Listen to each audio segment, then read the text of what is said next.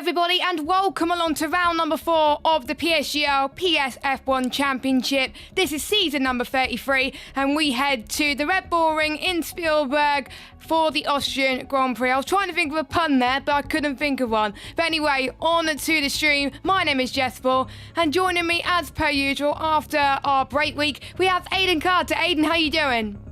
I'm doing very well, thank you. Yeah, heading to the Red Bull track. It seems everything is Red Bull focused nowadays, isn't it? Formula One, Red Bull dominating in real life. We come to the Red Bull Ring. It's the Red Bull show, isn't it? So for tonight, but yeah, coming to the Red Bull Ring in Spielberg for round number 4, and it's a unique circuit, isn't it? It's definitely I think in terms of lap time, it is the shortest track on the calendar in real life Formula One. It's definitely a unique challenge in that there's so little corners. It's a very short circuit, but a lot of elevation change. So yeah. Very interesting. I think it's going to be an interesting race tonight. Definitely a very close competitive one, I would say, tonight. Yeah, even though it's one of the shortest tracks on the calendar, it doesn't mean it's one of the easiest. It can be difficult sometimes to get your lap right, and it can be one of the closest qualifyings yet. But let's talk about what happened 2 weeks ago, because it seemed a long time away now since we last raced. It was around, I can't remember, Paul Ricard for the French Grand Prix, and we saw a different winner. It wasn't Max. Max struggled. We'll talk about Max in just a second.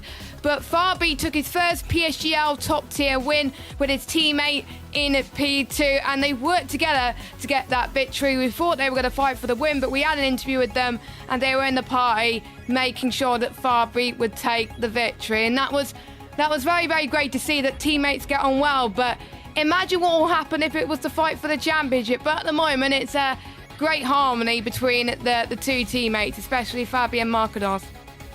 Yeah, really good harmony for them last time out. The race did play a little bit into their hands in the early phases of the race with a little bit of carnage early on, but they really worked together. Oh my god, what's that? I'm spitting them out. Together well. There we go. As two teammates in Paul Ricard, they did a really good job together. They managed to lead from the front, and never really looked under any threat of losing those positions. So really strong result from them last time out, and of course that puts them right in the front as well in the Constructors' Championship, which I'm sure we'll touch on very soon. But yeah, I think a lot of people were maybe potentially a bit surprised to see Marcados kind of move aside and let Fabi win the race. I think especially you've got to say out of the two of them, Marcados is probably the front runner in that team in terms of a fight for a championship, but it was only round 3. There's still 7 rounds to go after that. There was plenty of time left in the championship for Marcados to still make it up, and of course even we don't know what's going to happen for the rest of the season. Fabi may throw himself in his hat in the ring as a potential championship contender as well. So either way, for both of them, it was a win-win situation, and it's brought the championship much closer. Yes, it has, and Fabi now sits 4th in the championship on 22 points. He scored points in every single race, and Marcados as well, 3rd in the championship after getting 2 podiums. Without that DNF in Singapore, I feel like he could have been up there challenging for the title, but still, again, early days. 9 points separating the top 3, 11 points separating between the top 4. One person we've got to talk about is Max. After dominating the first 2 races, he seemed to have struggled in France. He even said to me that he wasn't happy with his progress, and he hasn't even played the game during the break week. He just wanted a relax, a chill to make sure he was ready and refreshed for this week, and he's concentrating this week mainly on his qualifying position, because that's what let him down last week, and if you get good qualifying positions, you're more than likely to get good results. So Max has shown that he is not an alien that we thought he was going to be. All people can make mistakes, but hopefully for him it was just a one-off race a few weeks ago, and he can solidify his place at the top of the championship. But we still have a lot of people close near him at the top, so for Max, he's got to put his foot down again. He can't just rely on the first 2 races to help him this season. Yeah, he definitely can't. He can't afford to have another race like he just did previously at Paul Ricard, like you mentioned. Qualifying for him wasn't that bad, but it wasn't up to the same standard like we saw, of course, in the first 2 rounds of the championship. But yeah, an incident early on in the race, of course, with Aurelian. They were fighting for, I think, position 4 at that point in the race, so they were still quite high up there. Those two obviously had a coming together as well, and that was, I believe, the fault of that one was put on Max for that incident as well. So yeah, kind of a difficult one last time out for Max. Not what we were used to seeing, obviously, after dominating the first 2 rounds, like you mentioned. So he'll hope that week's break has kind of reset things. It's probably come at a good time, that week break. He can work on, he can just take a week off, relax, not focus on anything, come back the next week and be just as strong as he was in the first 2 rounds. But we could say that about a lot of drivers. There could be a lot of drivers that have used this break week well. They've maybe done a lot of practice in the break week and they could come back fighting in this part of the championship. So there's definitely a lot of people to keep an eye on. Of course, we've still got those in the championship fight right at the front. Nando's kind of snuck in there all of a sudden, currently second in the championship, 8 points off the lead with 2 third places in Singapore and Paul Ricard. He's not really featured as a strong driver, you've got to say, in terms of being at the front of the field or showing huge amounts of pace, but he's been incredibly consistent to start the season. He could come in with a bit more pace. Aurelian's showing great pace as well, even if the results don't quite show it. So there's a lot of people there that could improve big time. I think another one to keep an eye on, I think tonight definitely, is going to be Marlon, to see if he's made any more progress pace-wise, of course, since he moved over, I believe, having a full rig. So he obviously had that great result in Singapore, but other than that great result in Singapore, Marlon's really struggled for outright speed. So he may be one that's used this break week to try and improve.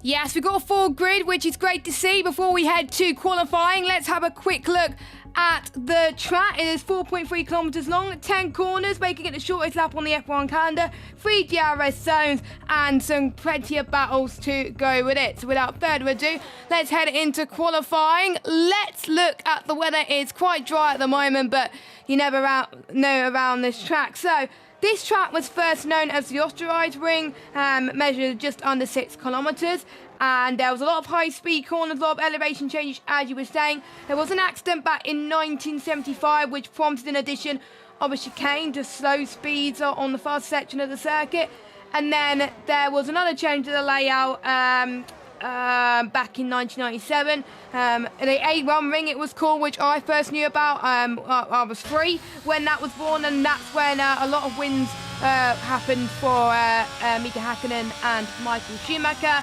7 Austrian Grand Prix under that name.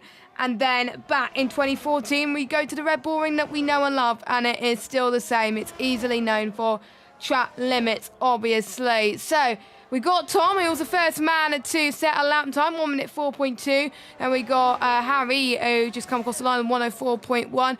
There's certain drivers we will discuss before we went on air. A few drivers still yet to score, the likes of Rick, Harry, Rowan, Louis, Jensen, and quite a few reserves as well.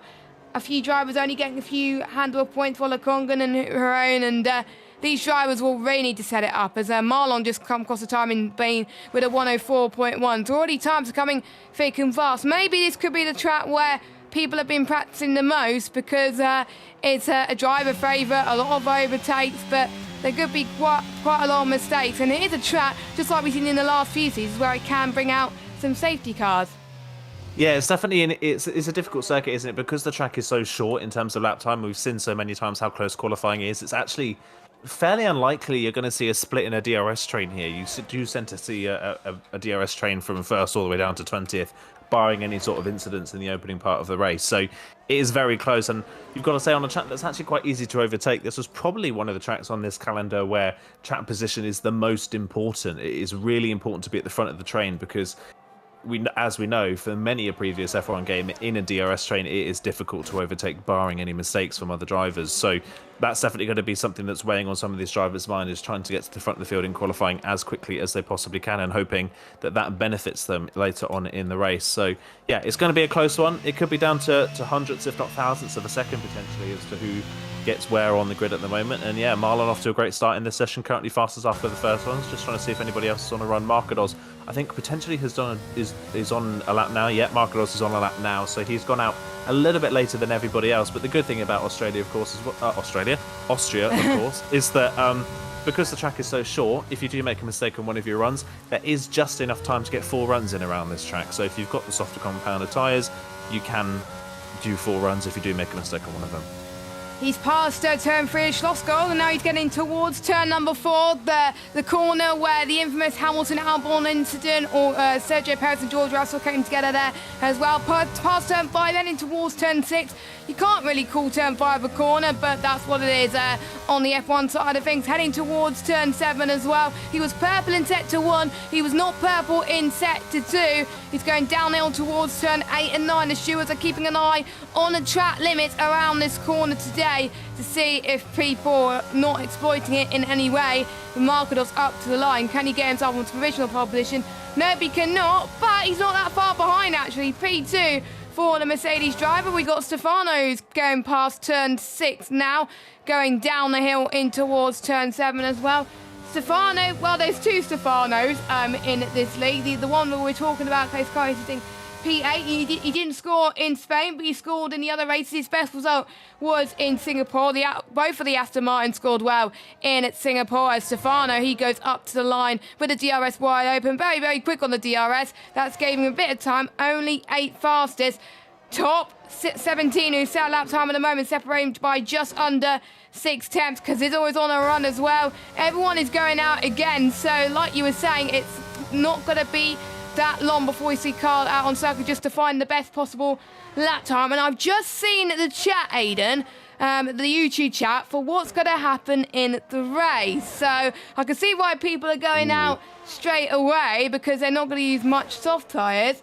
We are going to be having, apparently, according to someone in the chat, so take that with a pinch of salt, wet start of the race, and it's going to be dry after 15 minutes. So, yeah, I think we had something similar, I think, a few seasons ago, or it must have been, I think, in F2 when I had something similar like that. But, yeah, it's not going to be dry for the whole of it, and that's going to make things even more interesting. A wet to dry race.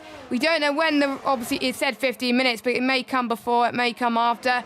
We may get a situation where I commentated around China where it said it was going to be dry after 15 minutes. It was pretty much dry after 2. So you never know what could happen here. But yeah, that's going to spice things up. Yeah, and that's going to make quali all that more important as well, of course, because if we do have the wet enough conditions for inters or full wets at the start, no DRS, of course, in the early phases of the race, if that is the case, then that could be really crucial. And of course, we know as well that starting a Formula 1 car and getting through the first corner in a Formula 1 car in the wet is a lot more difficult than it is in the dry. So qualifying now with that information of potentially a wet start being all that more important. So that's going to be something to keep an eye on for this session as well, is to see how people adapt to that. I think with the just knowing that it is potentially only about 15 minutes at the start, you would be surprised to see anybody compromising their dry setup, as Max goes to the top of the timesheets. That's a surprise. He goes to the top of the timesheets with a 4 flat. So yeah, I think you'll be very unlikely to see anybody compromise their setup for the wet at the start of the race. It's just not wet enough, and we know how powerful DRS is in the second half of the race if it is dry. So that's going to be very interesting to see how these drivers cope with those conditions at the start. Justin Marlon has invalidated, unfortunately, in the middle part of the lap, so he's backed off and is back in the pit lane. So Max to the top. Aurelian just went 3rd as well, the other rookie for this season. So the rookies, the story of this season really has been the impressiveness of the rookies as Tom goes. And interesting, I was gonna mention this, but Tom, yeah, to the top of the timesheets on his 2nd lap on that set of tyres. Now I see this quite common around Austria because of how short the lap is and how little fuel it takes to do a single lap.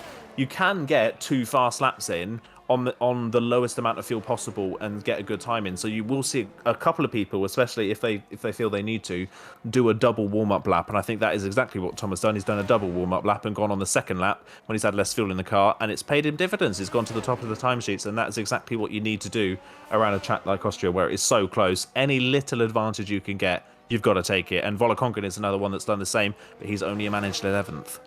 It's great to see Tom up there. I think Tom in the last few seasons, he has been struggling. In his first F1 season, when I started commentating on PSF1, it was back in season, I think it was season 31, when he joined PSF1, so he made a jump like I did.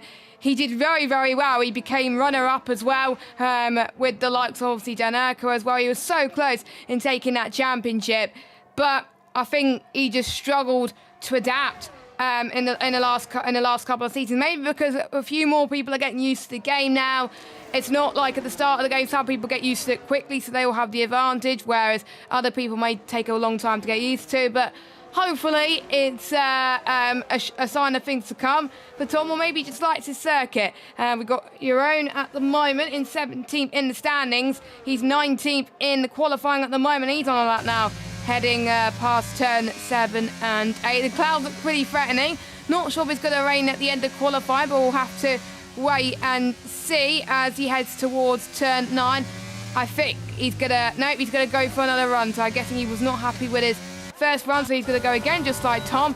Stefano, he's on his next run as well. Marcadors, where is he at the moment? He's about to start one. So most people are about to start their lap times. And by the way, if you want to check out our title sponsor, GT Omega, you can by using the command !GT Omega. You can get 5% off GT Omega products by using the code PSGL. The link is in the description, and if you just give me a moment, I will get the overlay. There you go, so you can type the command in chat if you want to. So check out our sponsor that also provided us some chairs as well, so it's great to see from them. But yeah, 7 minutes left to go of qualifying. The Mai hasn't set a lap time yet. Another driver that I was expecting to do well, he's backed off a little bit, so I'm guessing he's going to go again. He doesn't have enough time. You can see his teammate in the back of the shot as well. Who's going to be the next across the line? We've got, I think, Jeroen,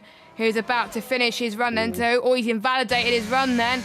Infamous turn 9 and 10 can catch people out. His teammate though, Aurelian, he's going to come up to the line. Can he get higher than 4th place? He improves on his lap time though, and he's going to go again. So I believe it was his out lap to go on his flying lap. That's probably why. So I was hyping him up for nothing. Fabi, last week's race winner, he's going to start another run, and we have got, I think it was Deso starting another run as well. I'm sure there was people that are about to finish, but I might be wrong. But yes, people are about to finish their next runs before the calm, before the storm, as it were. And again, people are just showing why they like this track, and just because they may have a wet setup, that doesn't mean the times aren't quick. They are quick.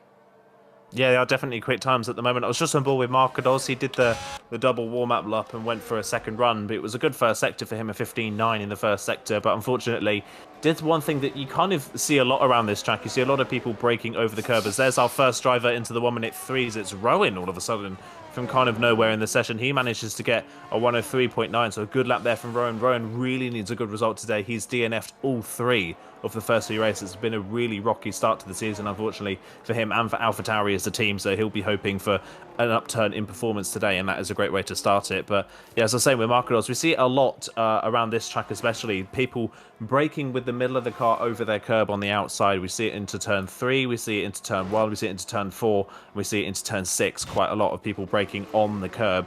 Marcadors did that into turn 3, but unfortunately this time round the curb bit him and he lost the rear of the car in the braking zone. So it's risk versus reward. Unfortunately for Marcadors, the reward was nothing that time around because it ruined his lap, as Fabi has crashed coming out of the first corner, and that is his session over and done with. That is the last thing Fabi needs, currently P11 at best, and there's a lot of people behind him. You would expect that we have the potential to go faster, so that is not great for Fabi. He could be dropping way down the field here, right towards the back, so that's going to be nothing to keep an eye on. Everybody, by the way, 18th up to 1st, is currently separated by just under 3.5 tenths of a second. 1st to 18th. The only outliers at the moment are Nemanja and Jeroen, and Nemanja and Jeroen haven't really got fully representative times on the board yet. So that just goes to show Austria is always incredibly close, but today especially, that is ridiculously close for 18 drivers.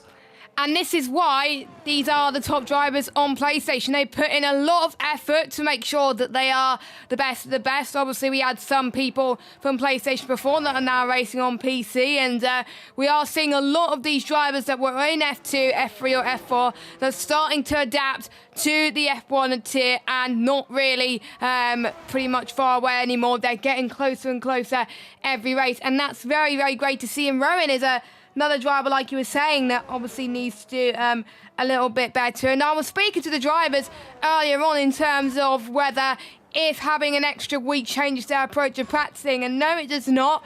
Having that extra week's break allows a time for them to rest a little bit. Some people do use the extra 2 weeks to get to grips with Austria. Some people don't. They like this track and they feel like they can get to their normal schedule and practice very, very well as well. So, yes, we got to see what these drivers can do towards the wet period, and when it gets dry, and they got obviously think about the strategy. Jeroen wants as many points as possible going into this race. Marlon is hoping his bad luck doesn't continue today. He's hoping he can still meet his goals. A solid points finish for Austria will be happy for him. He did get a podium in Singapore, where he finished second. Didn't do quite well in France, however. point again because Markados thinks that the quali will be tight. Markados is currently 9th and he's about a 10th off pole. So that's how close it is at the moment. And don't forget, obviously, there's a few drivers out of position due to the fact they may have new equipment. They may have not raced in the game for a very long time, so we'll see what they can do, of course. So it's now time for you guys to put your opinions in the chat. Let us know who you think is going to be getting a pole position here today. And 3 terms separating between 1st and 18th, like he said. It can be anyone. Just one small mistake, and you could be near the back of the grid. That's how close it's going to be. You never know, Namaya or Haroon could get pole position. Or we could see a surprise. Will we see more people into the 1 minute freeze like Rowan? But as the track gets even grippier and obviously quicker as the session goes on, I'm expecting more people to go in into the 103s. As Harry, Aiden is the first person to set a time lap for the final part of the session. Yeah, he's the first person to start their final run. He's a little bit wide at turn 1 though, and is straight away invalidated. The good thing though, he has got enough time to back off and get to the line in time for a second run, so that could be a blessing in disguise for him. So we'll see who's behind him on the road. It's one of the Aston Martins. Stefano, who's going to be the first one potentially complete a lap, and he is up by half a tenth in the first sector. Only half a tenth up, but that is pretty much bang on the fastest first sector we've seen so far for Stefano. Going to show again how close this field is, and one person that's going to prove, I think, unfortunately, if what you mentioned about having how one mistake can cost you big time is Fabi. Fabi's currently 11th, but the gap between 11th and 17th is 600ths of a second. So if anybody from 17th up can find 600ths of a second, which sounds pretty easy, they'll knock Fabi down a place. So that is going to show how quickly people could fall. And Stefano has backed off. So I think Stefano may be another one who's backing off, making sure they go on their second run on that set of tyres and maybe use a little bit less fuel. So I think the next driver along on a lap potentially is our current pole sitter, Rowan, if I'm not mistaken. And he is slightly up on his time, so he's going to head through the final corner now. We'll see what Rowan can do. Can he extend his time at the top of the timesheets and go further onto pole? Wow. He can by 5,000ths of a second. He lost a little bit in the final sector, but he does extend his time, and he has got just enough time if he wants to go for another run. Wow, 5,000 of a second, and he can go again as Markados. That's the time that you were talking about for him. 1 minute 3.986, purple in the final set. He was purple everywhere. We got a Haas that's up to the line as well, who's about to start that. We have someone who just had a bit of a spin and wasn't sure who that was. That was Max. So Max is not going to have time, I think, to say a competitive run because the checker flag has dropped already and just come across the line in... it's Frankie spun as well. So both Alphas having a bit of a mare at this moment in time. Your own, unfortunately, has invalidated. Nando up to the line, unfortunately, has invalidated. A lot of people seem to be invalidating their runs for the final part of qualifying. Conga just going through turn 3. Marlon's getting into the pits at the moment.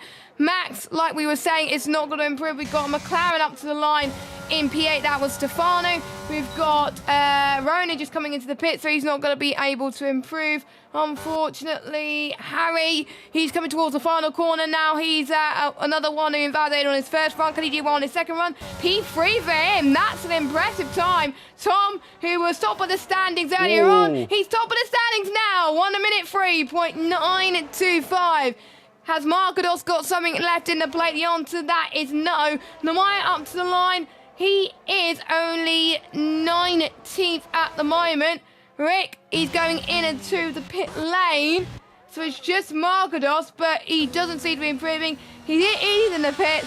So Tom, the man who struggled the last couple of seasons, has got his first pole position of the season. Is this a sign of things to come? Could we see a third different race winner?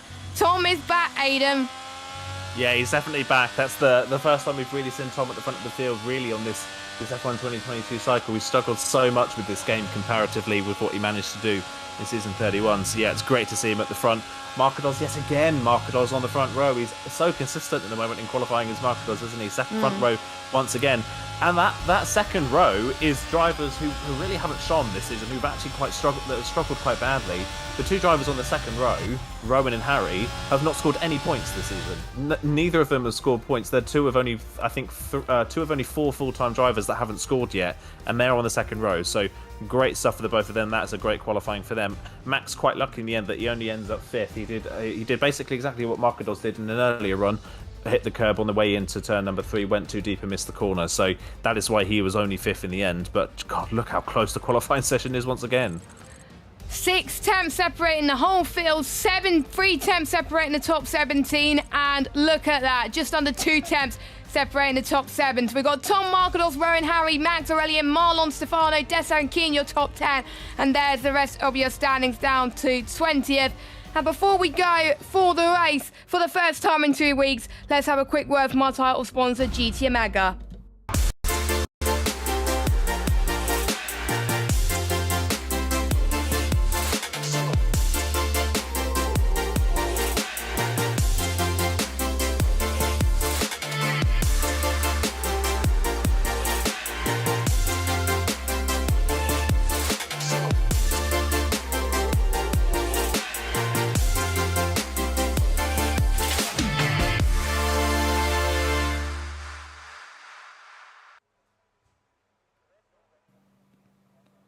Hello everybody and welcome along back to PSGL PSF1, and the heavens have opened.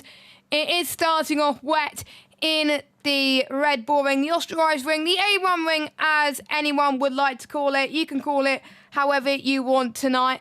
And it's a familiar face on pole, but hasn't had pole in a long time. It is Shizou Tom that is occupying the top spot here today in qualifying, with Markados lining up on the front row, with 2 unlikely contenders, Rowan and Harry, doing well as well. There's certain drivers you don't expect to be scoring points, going to be mixing up with the big guns. It is going to shake up the order a little bit, but how are people going to be like in terms of the wet conditions? According to the chat, it's meant to dry up in 15 minutes. So it's not going to be rain for very long, but we'll have to wait and see. It's going to be very, very interesting. We're about to get underway for round number 4 of the season. The 5 red lights are on. Tom is on pole, Markados alongside.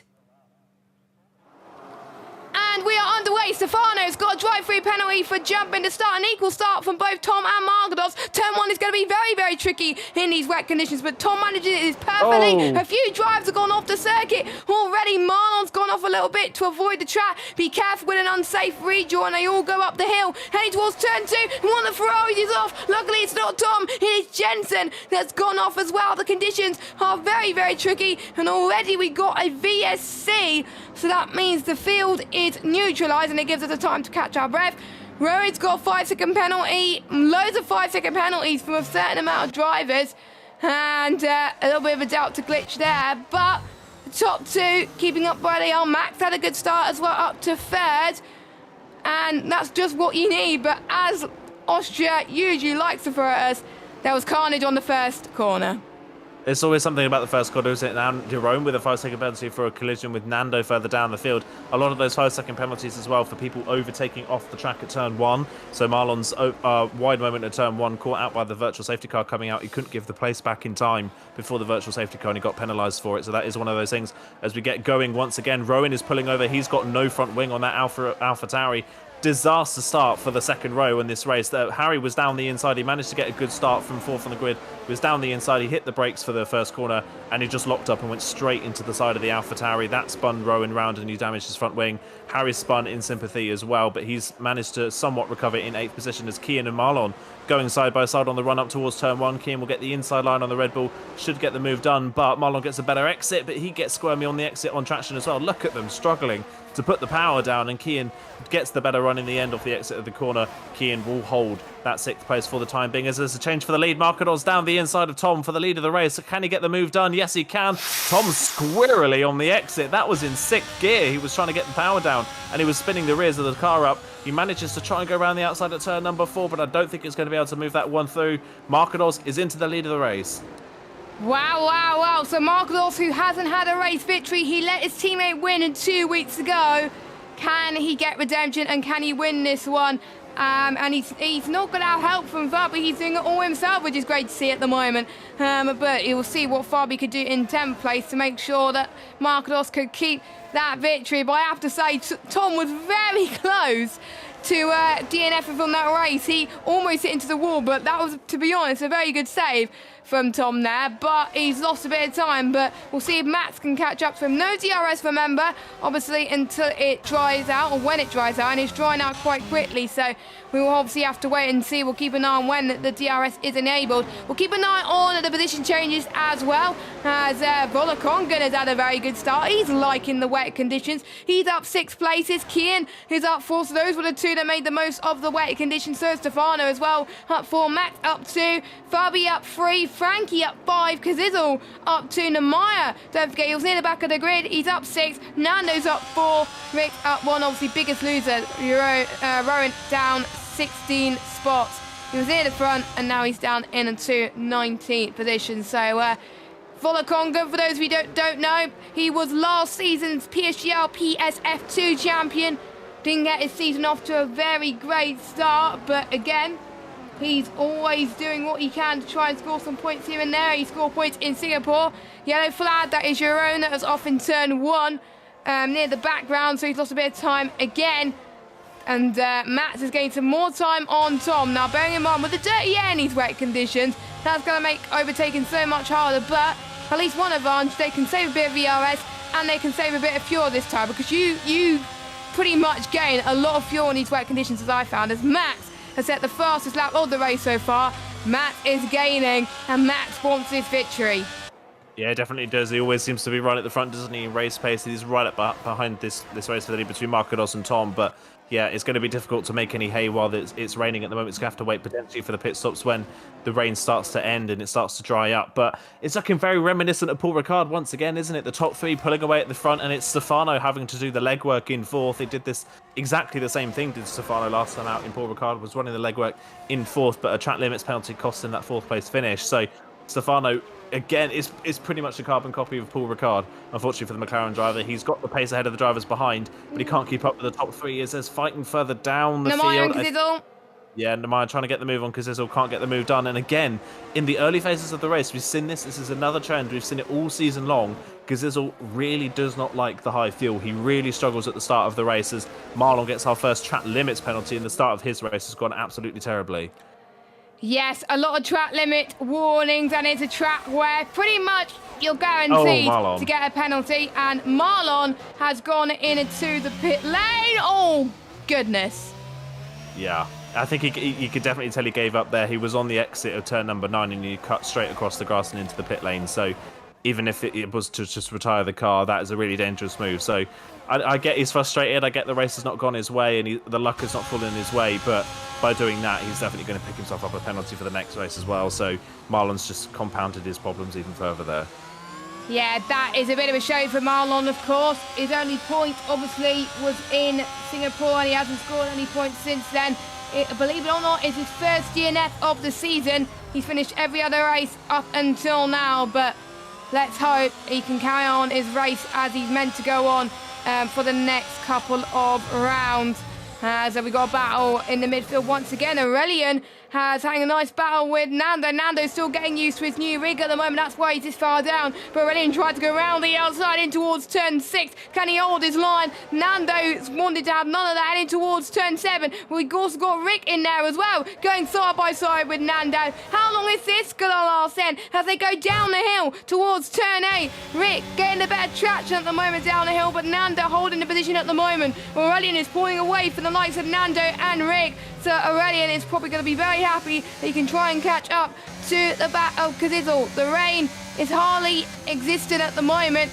We are starting to see the track drying up just a little bit. We're starting to see the sun peep out, so we are trying to see and get a little bit of a glimpse on when it's going to dry out. When is it going to be enough time for the slick condition at the moment? If it was to be dry in a second, it'll obviously be hard tyres until the end, but if it's going to be a bit later on, then obviously mediums, well, some people may opt for the 2-stop race as well. Keane still on the back of Volokongan, closing up every minute, but still no move for them. Stefano's having the race of his life as well. P4 so far, currently in 12th in the standings. Had a good race last time out as well in France, scored 6 points, his first point of the season. He's continuing his point scoring trend, which is very, very good to see. And he's got a nice gap behind as well. Volokongan is catching though, but yeah, Stefano got promoted from F2 last season, in the middle of last season actually, to F1. struggled a little bit, but there's some races where he definitely showed his class, and that's definitely what he's showing today. And Max, for some reason, he's found a lot of pace on Tom. Margalos is just flying away up front. Yeah, Markalov's really starting to pull the gap at the moment. They're fairly similar at the front, but Max in third, you've got to say, is waiting for the move. He's got a great run here, actually, through turn 2 and up towards turn 3. Is he going to think about a late move down the inside at the hairpin? He shows his nose, I think, hoping that Tom will go deep into the corner, but Tom is wise to it. He makes the corner just fine, and Max can't get the move done. But the more these two hold each other up, the better that is for Markalos down the line. He'll want to get as far away from these guys as he possibly can. The rain has officially stopped. There is no rain coming down now, so now it's just a question of how quickly is this track going to dry out? Will it dry out in a couple of laps' time? Will it dry out immediately, or will it take its time, and will we have to wait another 5 or 6 laps before we can even consider the slick compound tyres? That'll be what we'll have to wait and see for these next couple of laps. Rowan fastest lap as well, by the way, down at the back of the field in P18, which is a real shame. I think it just goes to show that tonight Rowan had a lot of pace in him, qualified on the second row, great pace here on not really any older tyres than the leaders at the moment. But yeah, again, the bad luck strikes Rowan, and he's down in 18th. So Rowan's got the pace, he's got the skill, he just needs the luck at the moment, and he's not having it. It's 3 races, 3 DNFs to start the season, and now he's really struggling as Tom fastest lap that time around, and he's managed to gap Max ever so slightly, so he's put about 7/10 of a second between himself and the Alfa Romeo, which should help him. And now Harry, fastest lap of the race, down in P8, so fastest laps are coming in, which definitely suggests that the track is just starting to get a little bit dry, and it's just starting to ramp up in pace a little bit now. Yes, indeed. I think if it gets faster and faster, we know it's going to ramp up pretty quickly for drivers. Stefano setting the fastest lap as well. And you can tell that Tom is pushing to close up to Markados, but Max is pushing even more as well. And it's going to be like a Constantino effect as well. And that's going to be very, very exciting. Now, we know who's been good in the wet, but there may be people that are much better in the dry. The ones near the back are still within that train. So if they feel like they can overtake more in the dry, then we can possibly see some very more close battles. And it may come down to who has the best strategy in the pits. There may be people that might go for a bold strategy, and it may not work out, and they may lose tons of time in the dry because they're cooling in the wet conditions. So they've got to time it absolutely right. They have to realise when they come into the pits, they'll know it's the right decision. They can't regret every single moment of it, because if they do regret it, that's when they will start to be near the back of the grid, because that's how close the field is. Jensen obviously struggling a little bit, Rowan is struggling a bit, and so is Jeroen as well. But for everybody else, one small mistake in the pits, but when they come in terms of timing, could ruin their chance of getting some points, or even a podium, or even a win for some cases as well, as Markados is definitely showing that he wants to win this one, because as soon as Tom tries to close up again, Markados sets a lap which is quicker than him. So there we go. So Markados is picking up the pace a little bit. So we'll see what these top 3 can do. They're very class of their own at the moment, but I think the midfield is going to be even closer as well. You can see some dry patches on the circuit. Not a lot though. There's still a bit of spray coming out of the car, so it's definitely not time for dry. There's not one of those lobbies where it dries up very quickly in an instant, unfortunately, so it's going to take quite a bit. But we may see, I think, people near the back take these risks as well. You don't want to be near the front taking the risk. Tom is pushing fastest lap. As you can see, he's starting to get purple sector 2 right now.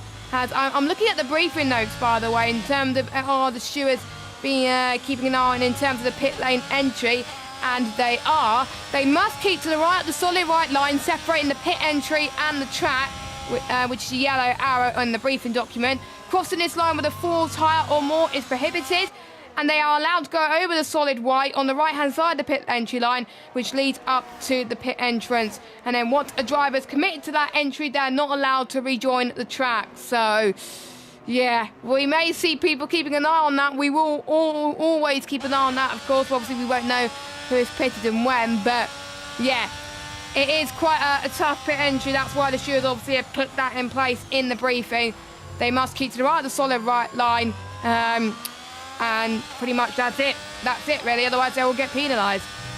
Yeah, I think it's a smart move. You've got to try and show your intention, really, for that pit lane entry, because it is on the exit of a blind corner. You can't go into that full speed and then have to slam on the brakes to get into the pit lane, because you could cause an incident. So you've got to show your intention before you go into the corner that you're coming in, just to let everybody know. It's a rule in real life. It's a rule on many other tracks that we use as well. So not a surprise to see it here once again. As the top 3 keep kind of fluctuating in pace, don't they? Markados seems to put a gap on Tom. Tom then takes a couple of tenths out of it and drops Max in the process, and then Max starts to build the pace back up and closes back in again. So they're all fairly even on pace at the moment. I think it just depends on who has the cleaner lap of the lot. One thing to note, though, this will definitely come in more in handy when it is dry. Tom has used a lot more ERS than the two around him. Markados has about 50%, Max has about 70%, Tom's down at 15, so Tom has used a lot more ERS than the two around him. That could be of note, potentially when it goes dry, that he's maybe pushing a little bit harder than Markados and Max are to stay at the front of the field. So that's one thing to note when we do come in for our stops. Another thing to note as well, I've been running on board with him. Kian's been stuck behind Volokongan for pretty much this entirety of this wet stint. And one thing I have noticed, unfortunately, is there's potentially a bit of contact, I think, further down. But Kian's all over the back of Volokongan trying to get a move done. But Kian is nowhere near fast enough in a straight line to get the move done on Volokongan. Volokongan can pretty much pull away in a straight line without using his ERS. So that suggests to me that potentially Kian has slightly sacrificed that setup for some pace at the start. It's benefited him so far. He's currently running 6th. But when he drops down, when it just starts to get wet, he could potentially drop down the field. Volokongan's coming in. Volokongan's coming in. So is Stefano. Stefano is also into the pit lane. So 4th and 5th are the first ones to bite the bullet at the front of the field for a set of slicks before anyone at the back has as well. I don't know. I feel like this is maybe a little bit too early. The gap in pace between the slicks and the intermediates isn't as big as it has been in previous games. So I don't know. I think this is a bit of a risk. Volokongan, I'm not surprised, has gone for the mediums. In these conditions, the mediums are going to be a lot faster than the hards. So if you can get the mediums to the end, I think right now the mediums are the better choice, especially for initial grip conditions. But we'll see what Stefano does. In fact, the best thing for Stefano is that the other Stefano on a set of Inters is right behind him. So this will be a good judge to see how the performance is. Yeah, it has dried out. It has dried out. Now it's all about tyre temperature warm-up and how quickly they can get the tyres up to temperature. So the ones that just pitted are going to gain so much time than people on the Inters. They timed it absolutely perfectly. And we did say that they got to bite the bullet, they got to take the gamble and know when the time is right. Volokongan, Stefano, Deso, Nemaya, Rick, Jensen and Rowan have timed it just right. And yeah, DRS enabled then. So the ones near the front, they got to make sure they time this absolutely perfectly. Tom's in, Matt's in, everyone's got to come in. You've got to have that double stat, unfortunately, otherwise you're going to lose so much time to people on the drives. Let's keep an eye on Stefano, actually, as he's going towards turn 8 now, and see if he gains time in the pits, obviously. So going into the final corner he goes. Where is our race leader, Markados? He's going towards turn 1. Well, because everyone else was so far further back, it didn't matter when he pitted, he would come out in front anyway. So Markados on the mediums, Tom on the hards with Max, Stefano and Kian. It's pretty much the same order as it is before. But it was quite close in towards the midfield. The Myers gained a few places as well. Redding and Frankie having a bit of a moment as well. A bit of a battle in towards turn 2. Heading towards turn 3 now. Up the hill they go. Down the left-hand side goes Frankie. As they go up the hill towards turn 3. Cuts back for Frankie. He gets passed up into 10th position. Max goes down the inside of Tom into turn 4. And he's up into P2. So Max has found those time on those hard tyres. He's got those tyres up to temperature a lot quicker than Tom has.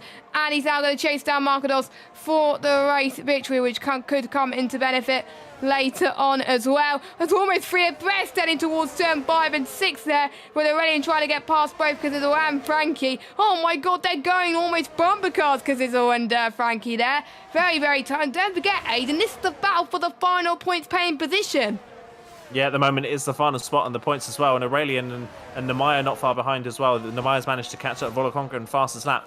Just looking at what happened, though, in that pit stop phase, actually staying out a lap longer benefited those that stayed out, because Volokongan got jumped by Kian. Yep. Kian's now 5th, Volokongan down to 6th, and Deso is in 7th position now as well. And Stefano actually fell further off the leaders than gaining. So actually staying out a lap longer benefited them. I think potentially because the track was still a little bit damp and it was still a bit cloudy. Because the track was so cold, it took too long for those that pitted a little bit earlier to warm their tyres up, and they didn't get the benefit of it later on. So very interesting there that staying out actually benefited them in the end. They didn't lose anything at all. Also very interesting in the split in strategy here. It's pretty much majority of the drivers have gone for hards, but some people have gambled and gone for the mediums. I'm honestly very surprised that Markados has gambled for the medium compound tyres. I think Markados had enough of a gap at the front, got a yellow flag. That is Roan in the pit lane. Unfortunately, that has retired, our second retirement from the race. Yeah, I'm kind of surprised with Markados. He's gone for the mediums. He had the lead already. He had he had just over a second lead, so he didn't have any DRS troubles drivers behind. But he's still taken the risk and gone for the medium. So is he just going to push, build a gap, and then hope he can manage it towards the end? Or does he think that the mediums can get to the end no problem? His teammate, by the way, Fabi, doing a good job as well in P9 at the moment, managed to work his way into the points, and he's steadily closing in on the drivers in front. Yes, mediums last 20 laps around this circuit, so realistically it can last from now, but don't forget, obviously, the tyres have a little bit less heat, obviously, at the start of the dry period. It's obviously not that optimal at the start, so they could last a little bit longer. The ones on the hards are probably going to hope that the ones on the mediums crash and burn and get a puncture. But we have seen people in the past get the mediums to the end. That we have seen like safety cars that could ruin or benefit some drivers, and they all have a spare set of mediums in their back pocket if we do get a safety car right now. But we've only had one VSC, and that was at the beginning of the race on lap 1 due to turn 1 escapades. But apart from that, everyone else seems to be keeping a relatively clean at the moment, and as Real TECTV has pointed in the chat, it could be close to puncture territory, yeah, for like Markados, Wolakongan and Deso and Fabi, so we'll keep an eye on them. Same with Namaya as well. This could be Max's race to lose. We've got a 2.8 gap. We've got to keep an eye on the gap between the top two to see if they can close in on Markados. If we know they close in on Markados, we know that Markados is in trouble. But bearing in mind, we had a similar situation in Singapore, where we had the mediums versus the hard situation, and the hards fared better, and we saw people on the hards get on podium positions. I think we can see the same here, as Kieran's got past Stefano down the inside of turn 3, as Kieran's now up to 4th, so he's gained 2 places in the last few laps, which is very, very great to see. Oh, it's Real Tech. I do apologise. I'm rubbish at pronouncing names. I do apologise. That's why I would like to ask. Because we got the two, we got the Alpine versus the Williams going side by side now through 5 and 6. We got Namaya on the left, Aurelian on the right. Aurelian and Namaya obviously scoring some points this season. Aurelian ahead in the championship, and Aurelian is behind on the road at the moment. But Aurelian is down in 13th, not quite in the points just yet. But all it takes is one small mistake, and that can ruin everybody's races. As we've got a yellow flag, that is Jensen. That has gone off and had a bit of a spin. He's lost a bit of his end player. One of he's lost a bit of his front wing as well. Yes, he's lost his front wing. So he is definitely struggling. Another driver that is yet to score points this season and could end up with another DNF if he is not careful. Oh, VSC. Yeah, VSC for debris on the track there for Jensen, and yeah, Jensen's woeful time on F1 22 continues, doesn't it? It's just not working, this game, unfortunately. Stefano and Wolakongan are racing each other under the VSC. That's not exactly what you want to see, but no. Yeah, Wolakongan almost getting the move done back there past Stefano, but Stefano's been quite slow at this virtual safety car. He's dropped quite far back from Kian, so I think he's just dropped back and then is going to try and speed through the restart and hope that he gains back on Kian when they go green. So that is a smart tactic if you can get it right, but if you get it wrong, you can get it catastrophically wrong, and you can speed at the safety car restart. So it's a bit of a knife edge to try and balance on to see if you can make it work. So we'll see how that goes. And of course, virtual safety car restarts can make or break your race. If you have a really bad one, you could drop out a DRS range of a car in front and it could ruin your race. So got to keep an eye on that one as well. It's a bit of a long virtual safety car. This one's been out for almost a full lap, but of course it is a short lap here, so that could be the case why. But yeah, once we go green again, Markados had the gap up to just over 3 seconds when it was green. So Markados steadily pulling away, about 0.4 of a second a lap, but he's got to try and build a bigger gap than that, I think, if he wants to make sure that this strategy works. And DRS is now enabled once again. They are back racing. 3.5 seconds is the gap for the lead. And yeah, I think if you're Markados, 3.5 seconds is not safe. It's, especially with how we expect these tyres to fall off. That is not a safe margin for Markados at all. He's gained a lot of time during that VSC though, so he was definitely pushing a little bit, but we'll see obviously if he can last. I thought he was going to save some tyre life during that VSC, but obviously not, so I'm a bit worried for him. We've got Matthias in the chat that he thinks that mediums will last. Well, there's a few people obviously that are better than strategies than me, obviously, that are fast drivers than me, so I could trust their judgment on the mediums that could last. But obviously we'll have to wait and see. I'm only going by from what the data tells me from the F1 game, But at the moment, Markados doing very well to increase that gap. He may be saving some tyre wear towards the end, so he may be pushing now and then saving just a little bit later on as well. And there's a nice point in the chat as well that they think Max and Tom must work together to catch up to Markados. Well, they're both in different constructors, they're both in different esports teams, but they can't afford to squabble like this. They can't afford to keep going down the inside of each other and go for moves, because that will allow Markados to increase the gap even more. And if these two catch up, it may be too late. So Max and Tom have just got to find a way to close up to Markados, and once they've done that, that's when they could start having a little bit of a fight for the win, and I think that's what they're doing at the moment. But you can see Tom and Max are a little bit even on pace, which is great to see. It's nice to see Tom up there where he belongs. He probably put a lot of practice around this track.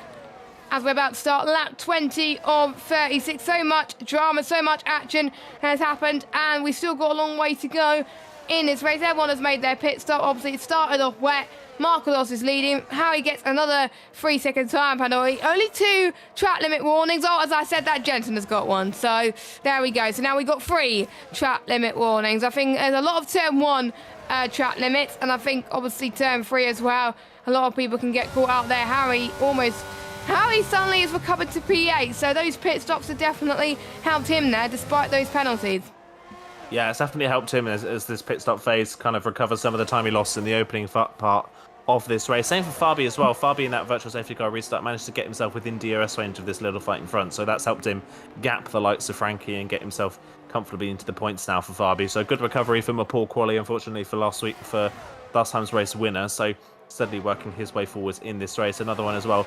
Volakonkan on those mediums, trying to find a way past Stefano at the moment, but he's just not close enough to get the move done. Stefano has no ERS in his back pocket either, so if Volakonkan can get close enough, he could breeze past in a straight line. He's got so much more ERS than the McLaren in front, so Volakonkan, I think, waiting for the right opportunity to just get the move done as quickly as possible and not have to worry about a potential re-overtake, as Jensen has retired in the pit lane. So that's our 3rd pit lane retirement of the race, unfortunately. And yeah, Jensen's miserable season continues. 4 rounds in, still no points on the board for Jensen. It has been an absolute shocker this season. I mean, fair play to him for still going and still trying to get the best out of this season. But yeah, for Jensen, the last 2 seasons especially have been really rough, sadly, as there's a bit of racing further down the field. Yeah, Volakonkan gets the move done, and he's through, yeah, easily through, so he's up into 5th place. And you can tell Stefano's not going to be close enough to fight back, because Fabi also at the same time gets the move done on Harry.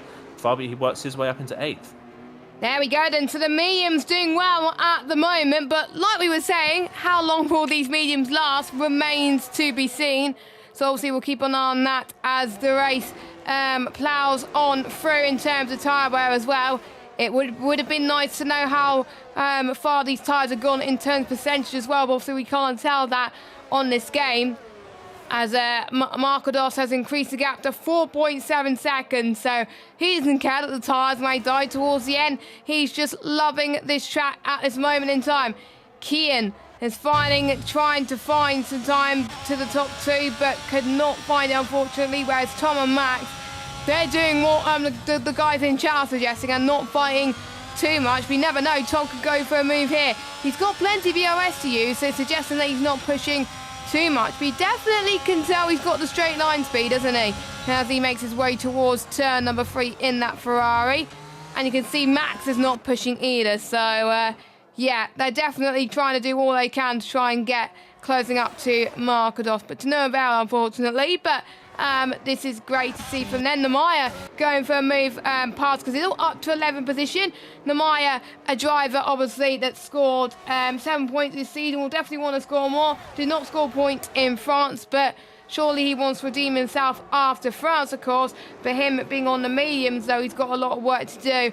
He doesn't want to lose out to the lights because he's not already, because it could be for the fight, for the points coming up as well. So the only people not saving ERS is the likes of Volakonkan and Kian. They've been pushing. Stefano is on 6%, Destin on 10%, and that's one thing we forgot to talk about, because obviously it's dry now. You don't want to be burning too much ERS too quickly, because this is a track where there's not much braking zones. You can't afford to burn too much ERS because there's not much room to charge around this circuit. You've got to really be saving at every prime opportunity. Yeah, it is a difficult track here as here comes Fabi on the back of Desso through turn 2 and into turn 3. Fabi should get this move done fairly easy, and he does to the inside. Desso will get DRS down the next straight, but of course we know he hasn't really got that much ERS to play with as he comes out of the corner, and yeah, straight away Fabi is pulled away. Fabi not under any pressure. Desso is under pressure from Harry though from behind. Is Harry going to think about the move around the outside potentially into turn 4? Not quite close enough on the brakes, but Fabi up into 7th. He's continuing his march forward in this race. It's been a good race for Fabi so far, and yeah, to tack onto your point of what you're saying about ERS, it is, like you say, it's a difficult track to save ERS. There's not many heavy braking zones on this track. In fact, there's only really one heavy braking zone, you've got to say, into turn 3, maybe turn 4, but it's not a particularly slow corner.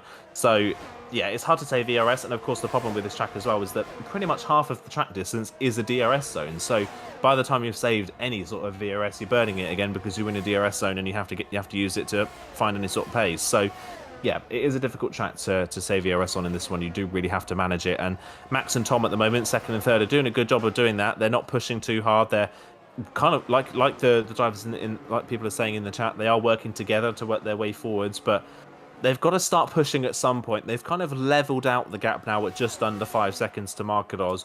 In the next couple of laps, though, I've got to say, you've got to start seeing them using that ERS to push themselves forwards a bit and get closer to Markados, because otherwise, it doesn't matter how badly Markados' tyres fall off at the end, they're going to run out of time before they get there. So they've got to start thinking in the next 2 or 3 laps that they start using that ERS they've got backed up and they start pushing to get towards Markados, because Markados as well, he's not exactly burnt through all of his ERS. He still has about 40%. He's got some left in his tank if he needs to use it. So yeah, if I was Max and Tom, I would start thinking about starting to use some of that ERS to get a bit closer now.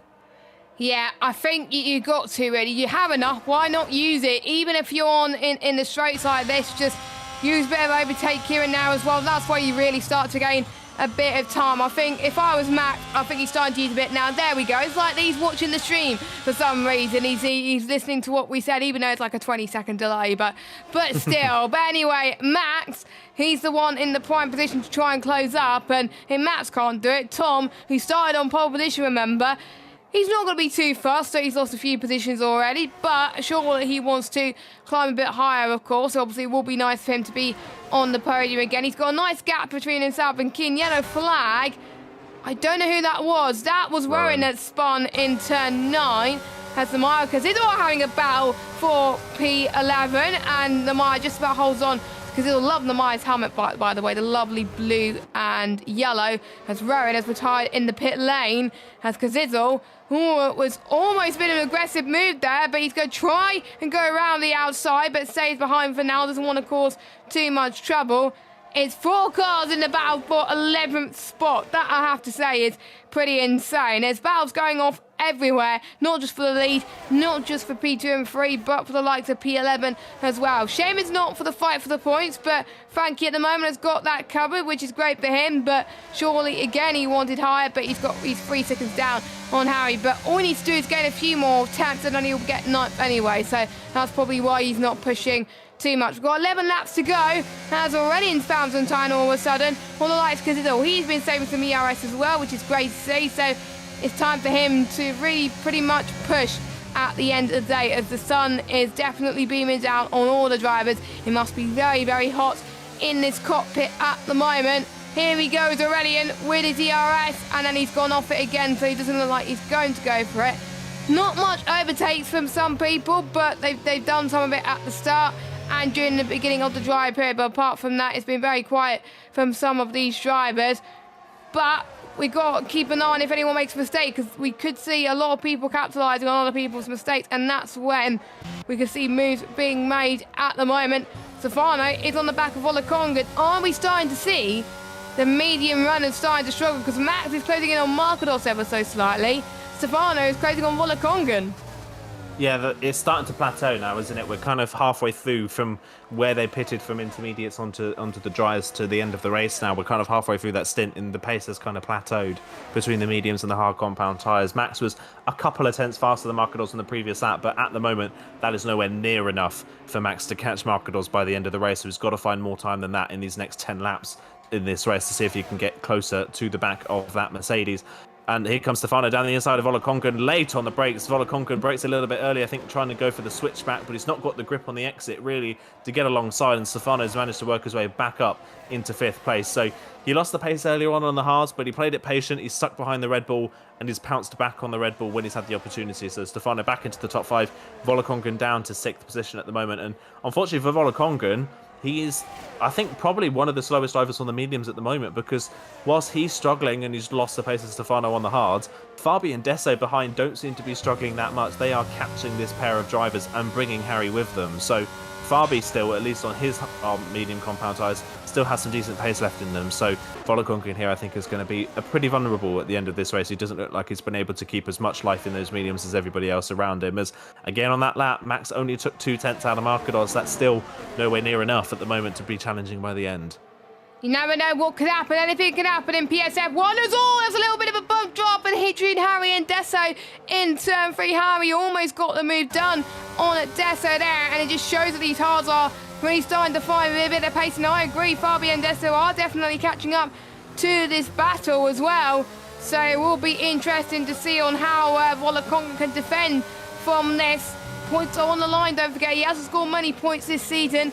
This could be Volokongan's big break in this division, of course. There's a few people that's only been in this division for this season, so it all comes down to experience. And if you do well in Austria, well, that really sets you up for the rest of the season, as we are starting lap 29 of 36 right now. Harry's very keen to make the move. If I was him, I would stay behind Desso to get the DRS in towards turn 3, which he is at the moment. There's 3 DRS zones that follow directly after each other, so that's going to be interesting as well. We've got 1, 2, 3, 4, 5, 6 cars all in close proximity as well. I think a lot of people are going to be around about the 70% mark as well. And there's one person in the chat that said they started on the mediums, I think, lap 8, and then at 36 their tires were like 75%. But they still managed to get to the end without a puncture, so Markados must be praying that Max won't push too much, but he is pushing like a madman, 3.8 seconds, and he's bringing Tom with him as well. Kian not so much. Let's see how he can do now. Volokongan, you can tell that he's struggling. Stefano is falling away, and Fabi's just bringing along for the ride as well. I'm surprised that not many people have got penalties. I think you can tell that they've put in the practice despite the words that they've taken a break week.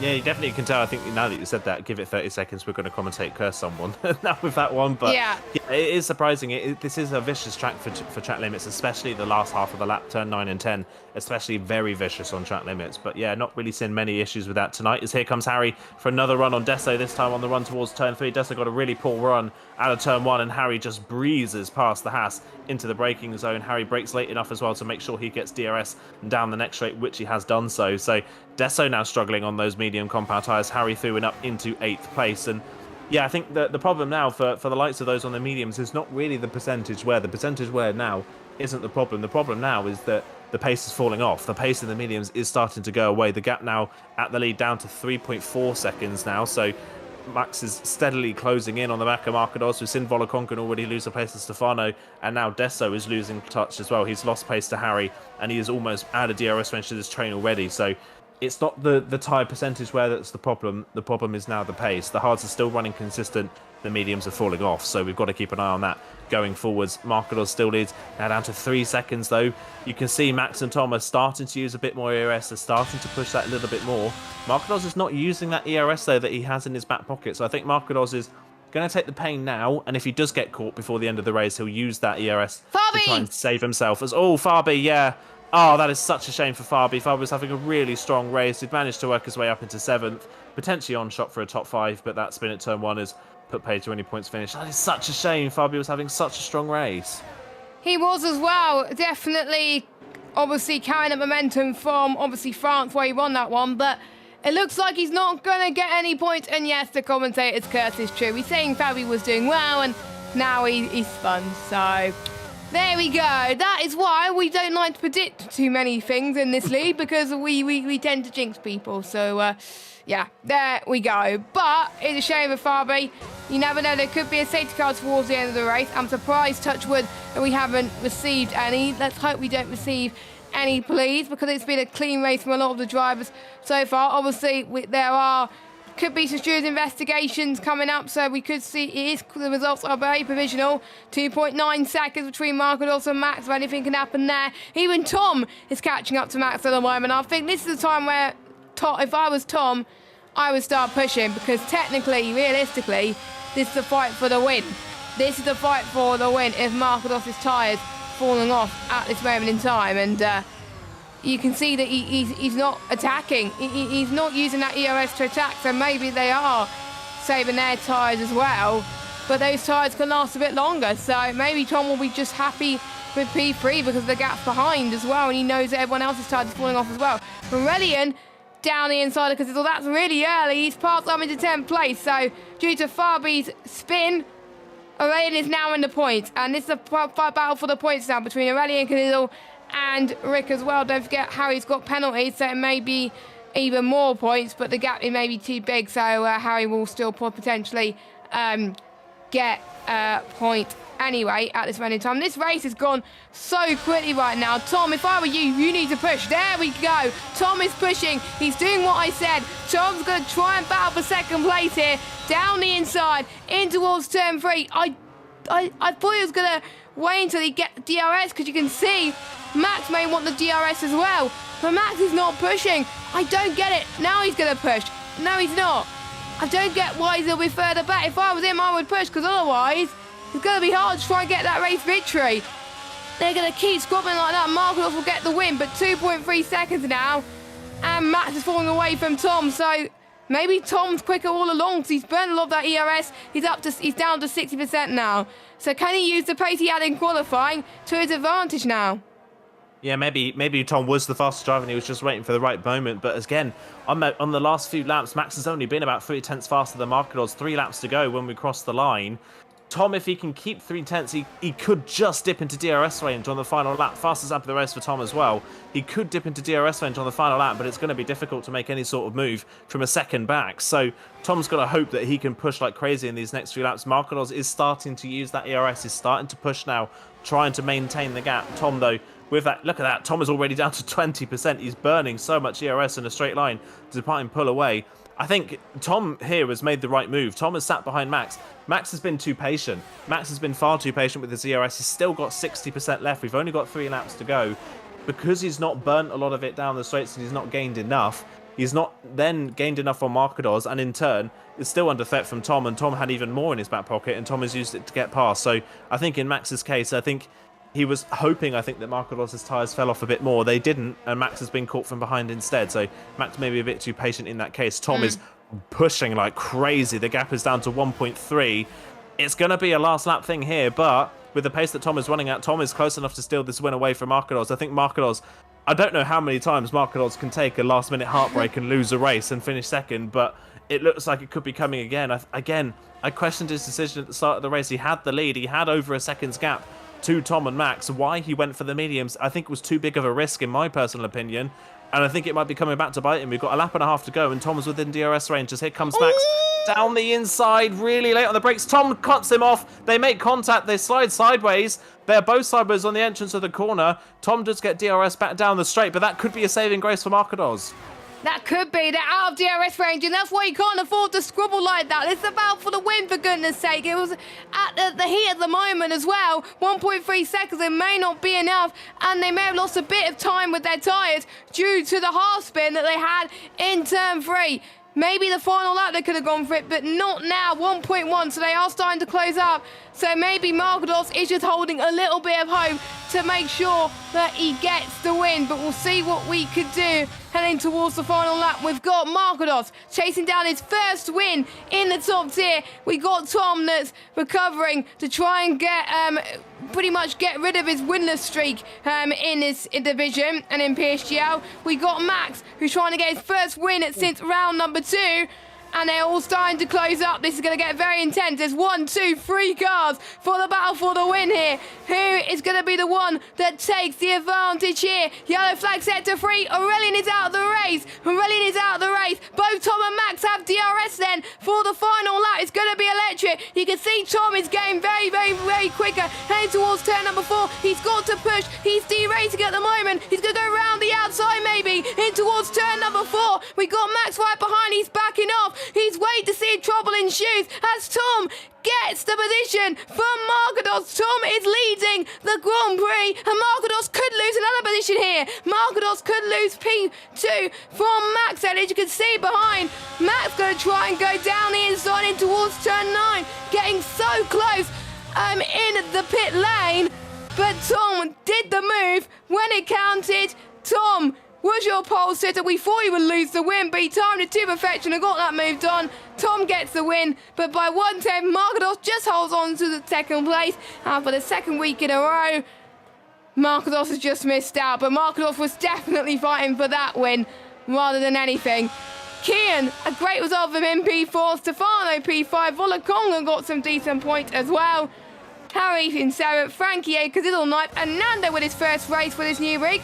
Respectable 10th place. He gets a solid point. So, great job to him. And what a switchback from Tom, I have to say. That was incredible. And thanks to Tom, I've almost lost my voice. Yeah, that was really smart racing from Tom. He didn't go for the dive bomb move down the inside. He didn't need to take the risk. He knew Markados had no grip.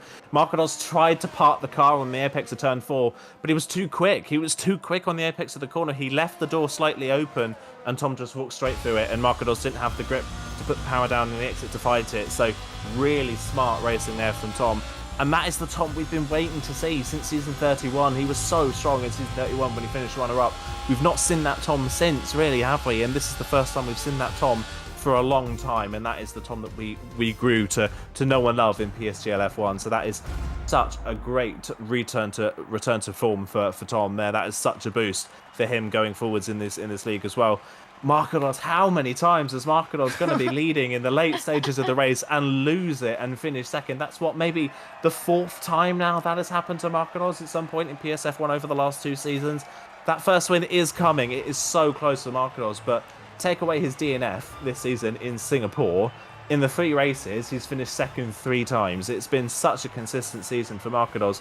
But again, I questioned it at the time when he went for the mediums. It was a big risk. The risk didn't pay off. I think if he was on the hard tyres, he would have won that race. He would have won that race. But unfortunately, that risk being on the mediums did not pay off. We had other people that were on the mediums. They dropped down as well. But Volakonga was able to hold positions for a few moments as well. So he was in 6th. So he did the best out of the medium runners. But we'll go through your result. Look at the chat, by the way. There's a lot of support in the YouTube live chat for Tom there as well. So I think everyone is quite happy to see Tom getting his first victory in a long time. We thought they hit the top 2, pretty much stayed there for the entire race. They definitely did not. They fought for it, and it was amazing. We got Tom from Markados, Max, Kian, Stefano, Volakonga, and Harry. Frankie, Kazidal, Nando, your top 10.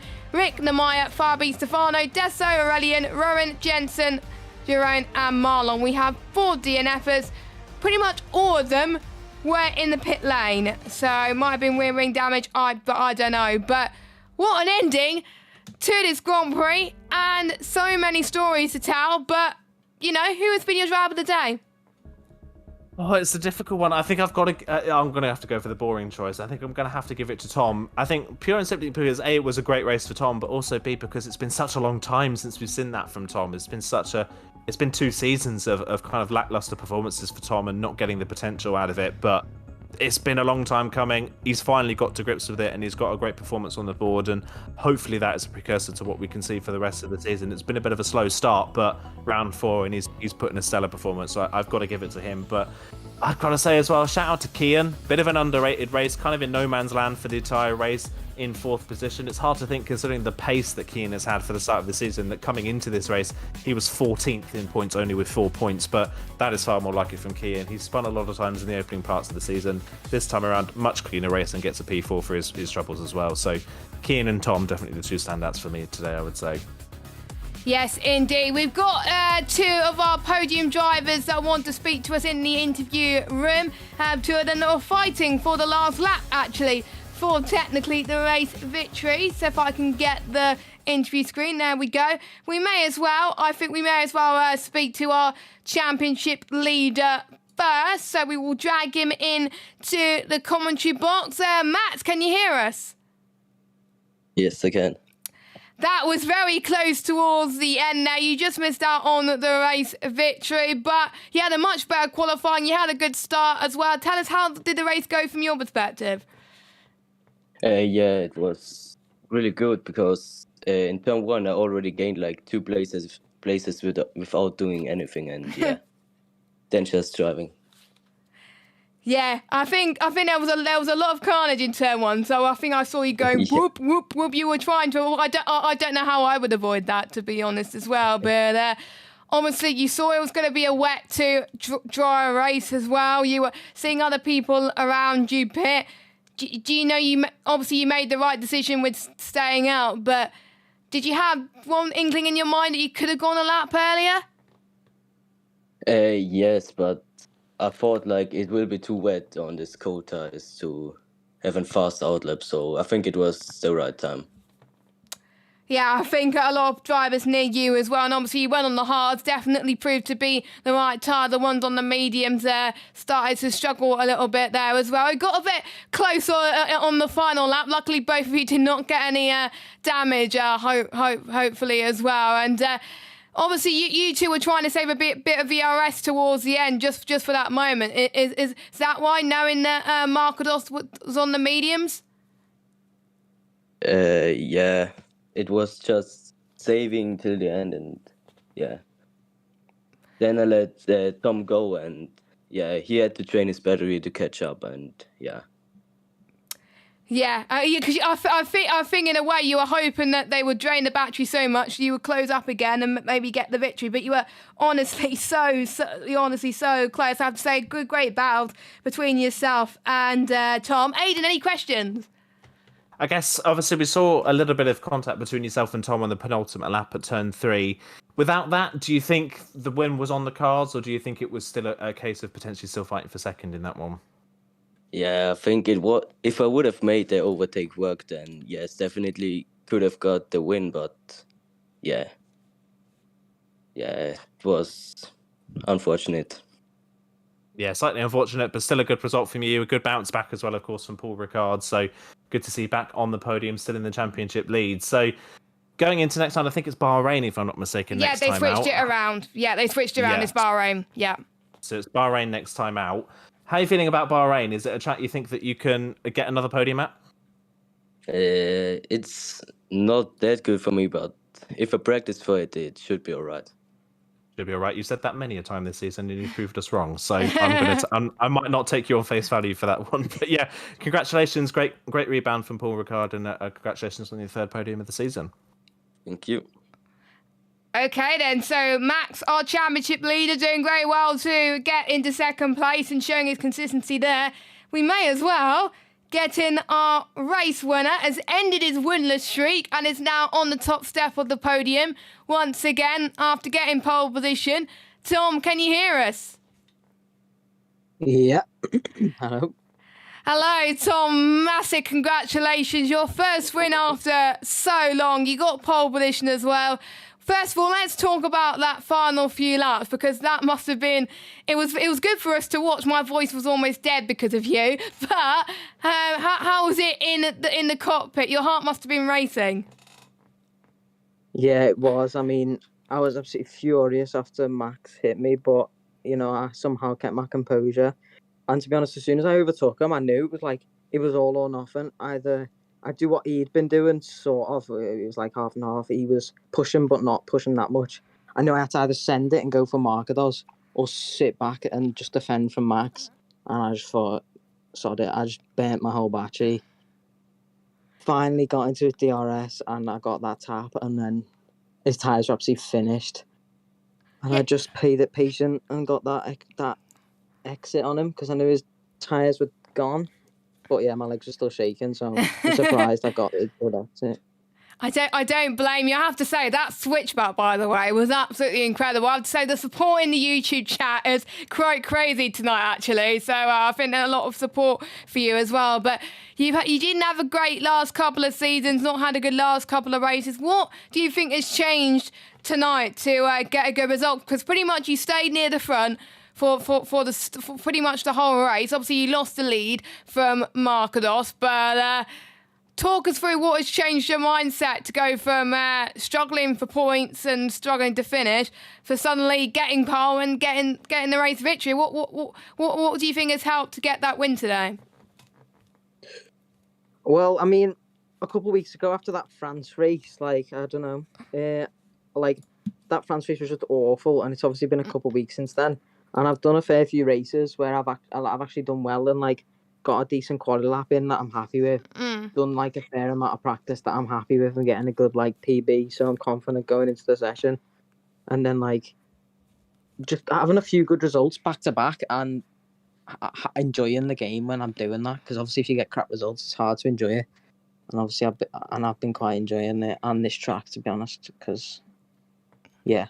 Yeah, I've noticed that actually. I know you got quite good results racing around this track in other leagues as well. So yeah, it's always good when you get good results in other leagues to bring it back to this league as well. So that's great to hear as well, that you found your feet on the F1 game a little bit as well. Do you think you can carry your form over the rest of the season, or is it just a one race wonder?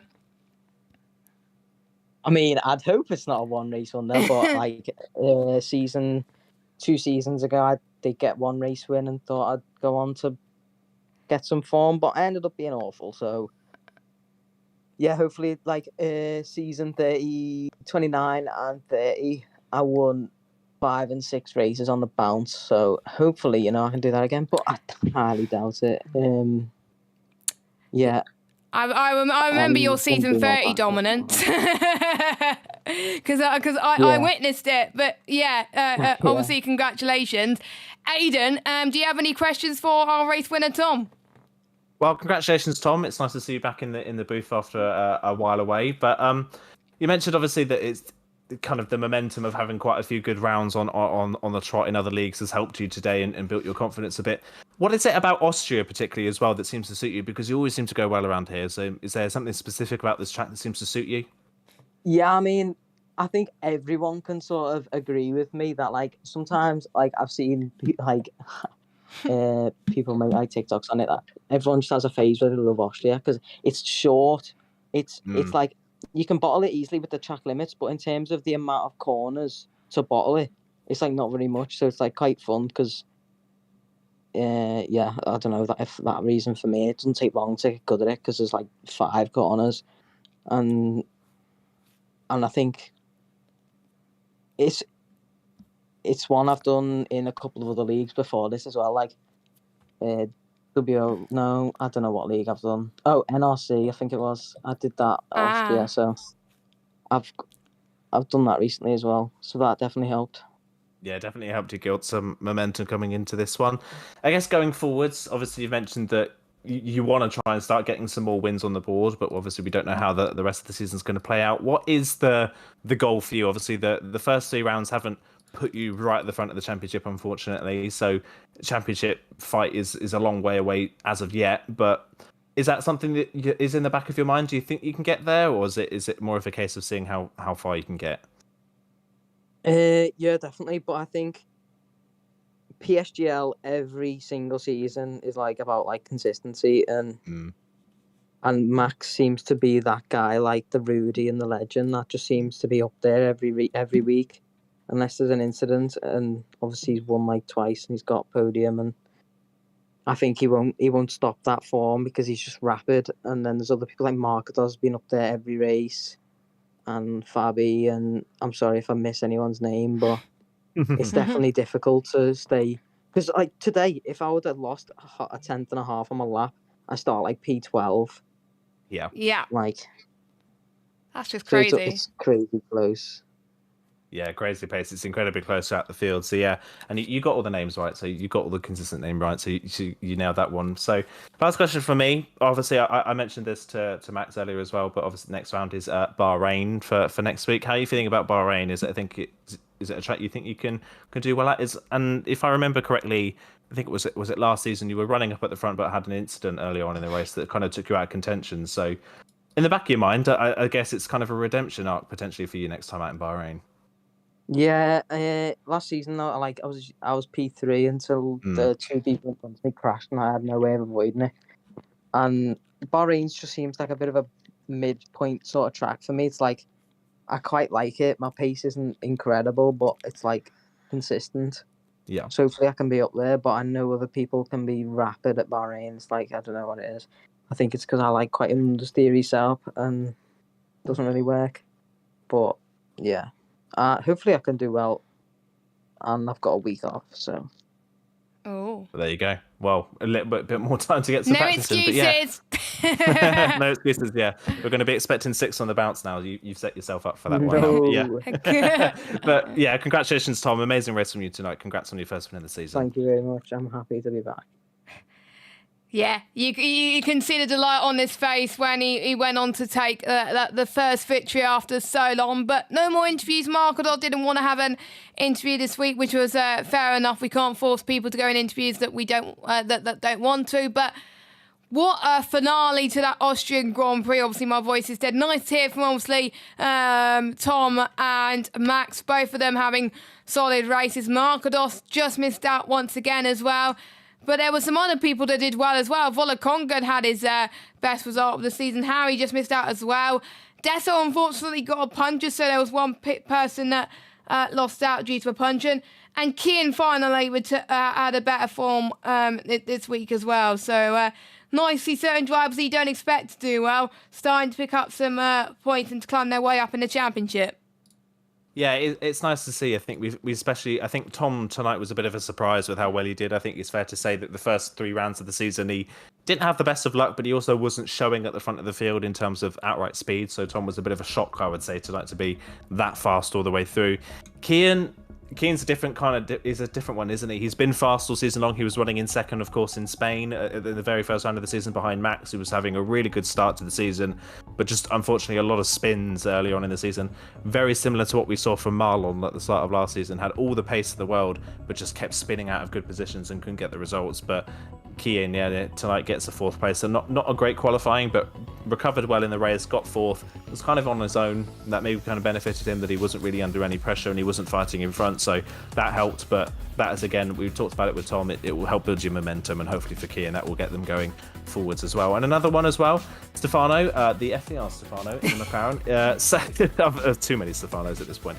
But FDR Stefano, second top 5 in a row. So he's starting to build some momentum as well in the McLaren. He's starting to work his way forwards, and he's starting to establish himself as well as that lead McLaren driver, because whilst he's on the up, unfortunately Cazizzo seems to be a little bit on the down. So yeah, it's kind of swapping and changing at the moment. A lot of the dynamics in the teams are changing, and it's sad we don't get to speak to Markados today. I think 4th time too many, unfortunately, for Markados. He's such a cheery and happy lad, isn't he? He's always happy, even if he finishes second and loses the win. I think today potentially was a step too far, sadly, to lose it on the final lap. So I think that happy-go-lucky Markados that we know has maybe had a little bit of wind taken out of him today, unfortunately. But hopefully he can bounce back, and I'm sure that first win is on the horizon. It is. But I remember in the first season 31, he was struggling to get in the points, and we doubted on whether he would actually stay in F1. But for the last few seasons, season 32, season 33, he's definitely come out of his shell. He's getting used to the game, and I feel like he's definitely proved his worth in PSF1. So yeah. I think he's definitely a championship contender now, and who would have thought I would have said that in F1 22? So that just shows that you can improve if you put the work in, and Markados has definitely put the work in. He's got a good teammate as well that can help him.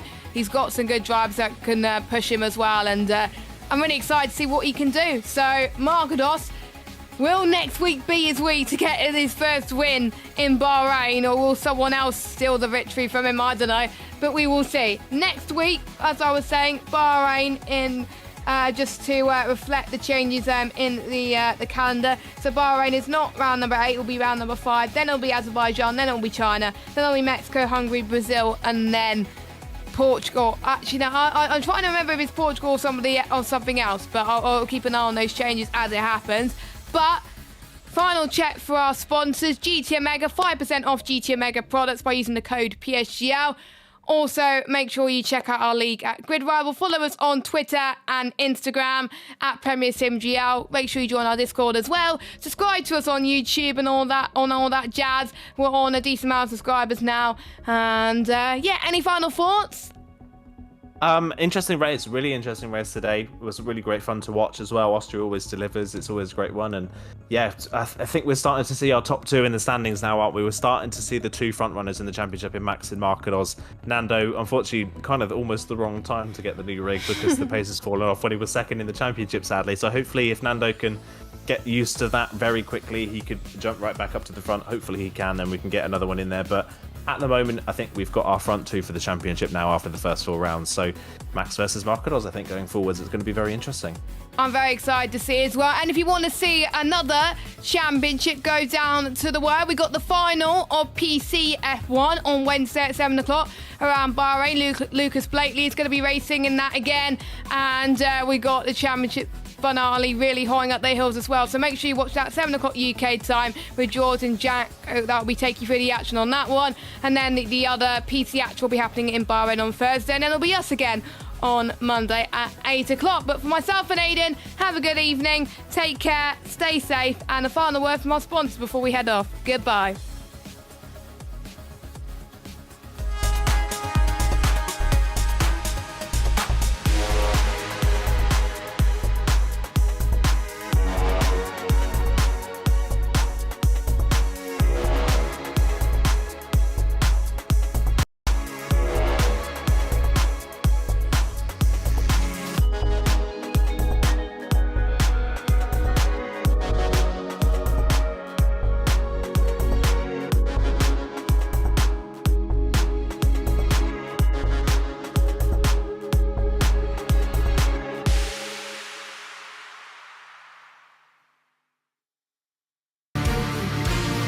This broadcast was brought to you by GT Omega, proudly supporting PSGL.